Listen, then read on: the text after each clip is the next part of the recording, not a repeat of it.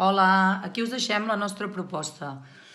Necessitarem una pissarreta d'aquestes Vileda i en tot cas si no en teniu un paper i un llapis o un boli també ens servirà. Es tracta que un dels dos faci un guixarot i el següent converteixi el guixarot en alguna cosa que tingui sentit. O sigui que fem córrer la imaginació a veure d'aquí aquest guixarot què ens pot sortir.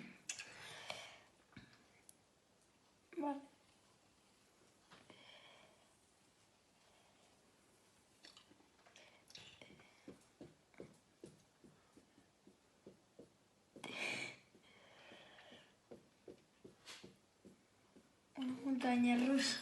Per exemple, en Martí, aquest guixarot l'ha convertit en una muntanya russa. També pot ser un cor. Ara li tocaria amb ell doncs, fer el guixarot i que sigui jo la que converteixi en algun dibuix. Buf, m'ho posa difícil. Podem girar, diferents perspectives,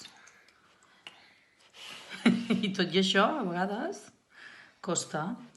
Doncs jo, per exemple, si aquí li dibuixo un ull i aquí li acabo de fer, és un senyor que està una mica enfadat o tip d'estar ja confinat a casa, però nosaltres ens quedem a casa.